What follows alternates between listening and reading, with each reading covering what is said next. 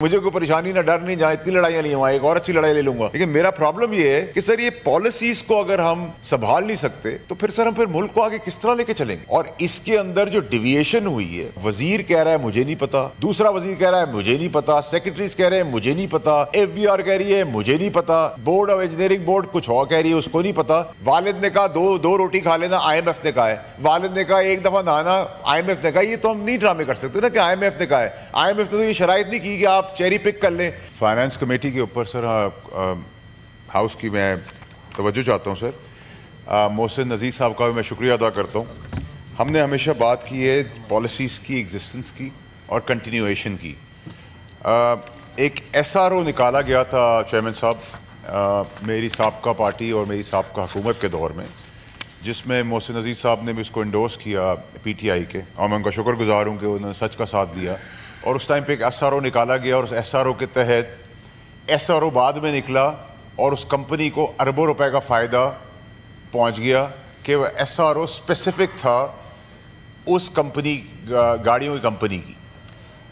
Report کیا گیا ہے میڈیا پہ غلطی سے کہ شاید وہ میرا کاروبار ہے. میں کلیریفائی کرنا چاہتا ہوں میرا کاروبار نہیں، میں تو حق پہ بزنس کو آگے بڑھانے کی بات کر رہا ہوں. اور اس وقت ایک ایس آر او کے تحت ایک اسپیسیفک کمپنی ایک اسپیسیفک اسپیسیفیکیشنز کے تحت اربوں روپے کا فائدہ پہنچایا گیا. ایس آر او بعد میں نکلا اور امپورٹس جو تھیں وہ پہلے ہو گئیں. اس کا مطلب مالک کو پتہ تھا. اس وقت میں نے پرائم منسٹر صاحب کی توجہ دلائی تو ان کو بھی یقیناً نہیں پتہ تھا. آج ہم نے ایک اور چیز دیکھی کہ کنٹینیوشن آف پالیسیز ہمارے پاس آج بھی موجود نہیں ہیں. آج ہم ہائیبرڈ گاڑیوں کو دیکھ رہے تھے تو اس پہ جب فائنڈنگ شروع کی گئی تو اس میں بڑا عجیب سا چیئرمین صاحب چیز دیکھنے کو آئی. جو دیکھنے کو آئی چیز وہ یہ کہ ایک پالیسی پرائم منسٹر شہباز شریف صاحب نے دی، ایک policy prime minister Imran Khan صاحب نے دی، ایک پالیسی کو پھر انڈورس کیا شہباز شریف صاحب نے. اس پالیسی کو بائیفرکیٹ کر دیا گیا اور جو وہاں موجود نہیں تھے ڈپارٹمنٹس ان کے اوپر ڈال دیا گیا. پہلے نام آ گیا منسٹر انڈسٹریز کا کہ انہوں نے کیا ہے.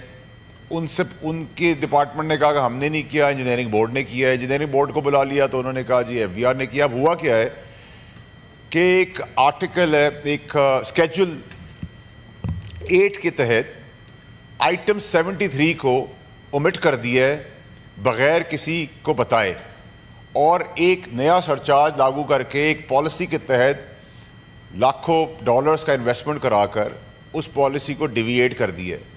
اور اس ڈیویشن کے بعد ایک مخصوص حصے کو اس کا فائدہ ہوگا اور باقی لوگ سڑک پہ آ جائیں گے. تو جب ہم انویسٹمنٹ کی بات کر رہے ہیں اور ایس آئی ایف سی کے امبریلا کے انڈر میں بھی بات کر رہے ہیں اور انویسٹمنٹ بڑھانے کی بات کر رہے ہیں، ملک میں کام کاروبار عام آدمی خاص آدمی کے لیے بڑھانے کی بات کریں، تو اگر یہ پالیسیز اور ڈپارٹمنٹس کی آپس میں الائنس ہوگا اور اس طریقے سے اگر چلیں گی تو سر پھر تو سبھی سڑک پہ آ جائیں گے سمیت میرے آپ کے اور پاکستانیوں کے.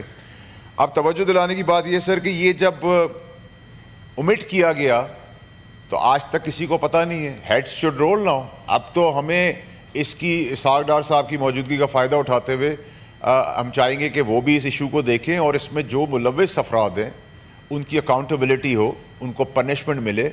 کیونکہ یہ تو ایک ایسا کام ہو رہا ہے جس کے اندر آپ ایک طبقے کو فائدہ دے رہے ہیں اور ایک طبقے کو نقصان ملا رہے ہیں. وہ نقصان ہمارا بائی اینڈ لارج پورے ملک کا ہے. اس میں ہوا یہ کہ جی پھر آپ نے الیکٹرک کارز کے اوپر بھی ڈیوٹی امپوز کر دی. مشورہ یہ تھا کہ جی اگر الیکٹرک کارز بنیں گی تو ہم ان پہ ڈیوٹیز امپوز کر دیں گے. ابھی تو بننا شروع نہیں، دور دور تک کوئی نظر نہیں آ رہا بننے کے لیے، لیکن ہم نے ان پہ امپوز کر دی. تو جنہوں نے آج منگوا لی ہے ان کو 100 روپے کی پڑی ہے، جن کی ٹرانزٹ میں ہے ان کو 400 روپے کی پڑے گی تو سڑک پہ آ جائیں گے. تو ہم کاروبار کو کیا سپورٹ کر رہے ہیں؟ نمبر 1. نمبر 2 سر یہ کہ یہاں چیری پک کی گئی ہے. یہاں ایک اسکیجول سے ہٹا کر آئٹم 73 کو ریموو کر دیتے ہیں بغیر بتائے، اور ایک ان میں سے باقی ساری چیزیں اسٹیگننٹ رہتی ہیں. 16 سے 21 کی پالیسی ٹھیک رہتی ہے اور 21 سے 26 کی پالیسی کے اندر ڈیویشن آ جاتی ہے. وہ ڈیویشن اگر آ گئی تو اگر سر ہم حکومت پاکستان کی بات کو کنسیل کر کے اس کو اگری کر کے اگر اس کو نہیں بھروسہ کریں گے، یہ میں نہیں کہہ رہا یا کوئی عام آدمی نہیں کہہ رہا، یہ government of Pakistan commitment promise کر رہی ہے.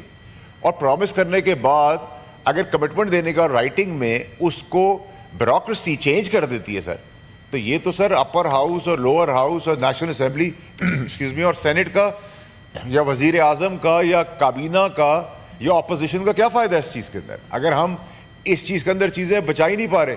नंबर एक। नंबर दो ये कि हम गरीब की बात कर रहे हैं, तो अगर 26 लाख रुपए की 660 सीसी है गाड़ी ये गरीब के लिए, तो यहाँ आम आदमी जाएगा का, मोटरसाइकिल वाला तो फिर साइकिल पे चला जाएगा, गाड़ी वाला मोटरसाइकिल पर आ जाएगा, बड़ी गाड़ी वाला 660 सीसी के ऊपर आ जाएगा। तो कंसिस्टेंसी तो हमें रखनी है चेयरमैन साहब, और अगर हमारी मौजूदगी में सब कुछ हमारी अम्ब्रेला के नीचे ये सब कुछ हो रहा है, और जब हमने सारे डिपार्टमेंट्स को बुलाया है तो सारे डिपार्टमेंट्स एक दूसरे के ऊपर डाल रहे हैं, यानी कि अभी तक हमें ये पता ही नहीं कि ये पॉलिसी चेंज और शिफ्ट किसकी मदद में हुआ, किसने किया, क्यों किया। मुझे तो पता है चेयरमैन साहब, क्योंकि मैं कारोबारी हूं, तो मुझे तो पता है कि इसके पीछे किसने क्या बेनिफिट लिया होगा। अब मुझे ज़रूरत पड़ी तो अभी सागरा साहब की मौजूदगी का फ़ायदा उठा रहा हूँ, अगली बार उनकी मौजूदगी का फ़ायदा ना उठाते हुए मैं आपके सामने रख दूंगा, तो मुझे कोई परेशानी ना डर नहीं, जहाँ इतनी लड़ाइयाँ नहीं हुआ एक और अच्छी लड़ाई ले लूँगा। लेकिन मेरा प्रॉब्लम ये है कि सर ये पॉलिसीज़ को अगर हम संभाल नहीं सकते तो फिर सर हम फिर मुल्क को आगे किस तरह लेके चलेंगे। और इसके अंदर जो डिविएशन हुई है, जो वज़ीर कह रहा है मुझे नहीं पता, दूसरा वज़ीर कह रहा है मुझे नहीं पता, सेक्रेटरीज कह रहे हैं मुझे नहीं पता, FBR कह रही है मुझे नहीं पता, बोर्ड ऑफ इंजीनियरिंग बोर्ड कुछ और कह रही है उसको नहीं पता। तो सर अगर मुझे और आपको थोड़ा बहुत पता चल जाता है, और ये तो एक चीज़ हम निकाल के लाए हैं, ऐसी कितनी चीज़ें होंगी। और IMF का हम नाम तो मिसयूज़ ना करें ना, कि हर चीज़ वालिद ने कहा दो रोटी खा लेना IMF ने कहा है, वालिद ने कहा एक दफ़ा नहाना IMF ने कहा। ये तो हम नहीं ड्रामे कर सकते ना कि IMF ने कहा है। IMF ने तो ये शराइत नहीं की कि आप चेरी पिक कर लें, 5 चीज़ें आपको अलाउ की हुई, उसमें से एक चीज़ आप उठा के कर लें। क्यों? क्योंकि हमारा उस पर्टिकुलर चीज़ के अंदर रेवेन्यू आ जाएगा। तो जिसने आपके कहने के ऊपर, आपके कमिटमेंट के ऊपर अरबों रुपए की यहाँ इन्वेस्टमेंट्स कर दी हैं, तो वो कैसे आगे फैक्ट्रियाँ चलाएगा, आगे कैसे चलेगा सर। उसके अंदर डार साहब आपकी हमें बहुत ज़्यादा इसमें ज़रूरत पड़ेगी, और इसमें चेयरमैन साहब आपको भी एक रोल प्ले करने का, हाउस को भी रोल प्ले करना पड़ेगा। जब PTI अपोजिशन में बैठकर एक जायज़ चीज़ को सपोर्ट कर रही है और अपनी गलती मान रही है कि हमारे अदवार में भी SRO देकर एक पर्टिकुलर मखसूस कंपनी के मखसूस मालिक को अरबों रुपए का फ़ायदा दिया था, जब हम इतनी क्लैरिटी से काम कर रहे हैं और कंसेंसस का पाकिस्तान को लेके आगे बढ़ रहे हैं, तो सर इसमें भी देखने की ज़रूरत है। हर चीज़ तो हम ये नहीं कह सकते कि जी हमें हर चीज़ IMF ने कह दी, IMF ने जो की है मजबूरी है, ठीक है जी, कुछ की है, कुछ चीज़ तो IMF ने नहीं की। IMF ने कहीं नहीं कहा 10 चीज़ों में से एक चीज़ पे आप कर दें और 9 पे ना करें। वो तो यूनिफाइड है, अगर आपने करना है यूनिफॉर्म तरीके सब पे कर दें या सब पे ना करें। ये पॉलिसीज़ की जो डिविएशन है सर, इसको देखना और एड्रेस करना सर बहुत ज़रूरी है। बहुत शुक्रिया आपका।